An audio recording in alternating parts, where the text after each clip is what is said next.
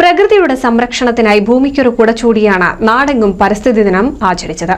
June 5-ന് അന്തർദേശീയ പരിസ്ഥിതി ദിനത്തിന്റെ ഭാഗമായി മലപ്പുറം ജില്ലാതല ഉദ്ഘാടനം പൊന്നാനിയിൽ നടന്നു.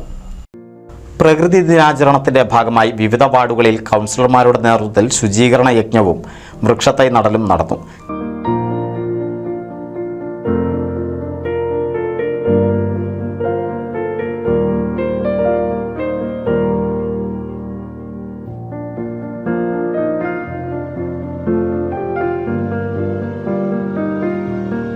ജില്ലാതല ഉദ്ഘാടനവും ജൈവവൈവിധ്യ പാർക്കിലെ വിവിധ പദ്ധതികളുടെ ഉദ്ഘാടനവും നിളയോര പാതയിൽ വെച്ച് സംഘടിപ്പിച്ചു.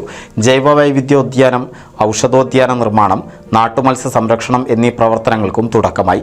കർമ്മ റോഡിൽ നടന്ന പരിപാടിയുടെ ഉദ്ഘാടനം നഗരസഭാ ചെയർമാൻ ശിവദാസ് ആറ്റുപുറം വൃക്ഷത്തൈ നട്ട് നിർവഹിച്ചു.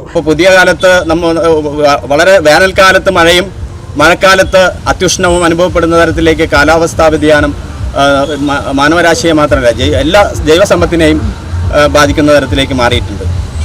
ഒറ്റ മഴയ്ക്ക് തന്നെ ഏറ്റവും ചുരുങ്ങിയ സമയത്ത് കൂടുതൽ മഴ പൊഴിക്കുന്ന തരത്തിലേക്ക് അതിവൃഷ്ടി ഈ ദിവസങ്ങളിൽ നമ്മൾ അനുഭവിക്കുകയാണ്. മാനവരാശിയാകെ തന്നെ ഉണർന്ന് പ്രവർത്തിക്കേണ്ട ഒരു കാലത്താണ് നമ്മൾ ഈ പരിസ്ഥിതി ദിനം ആചരിക്കുന്നത്.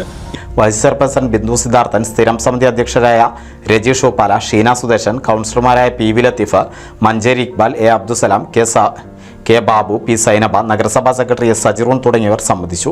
NCV news Ponnani.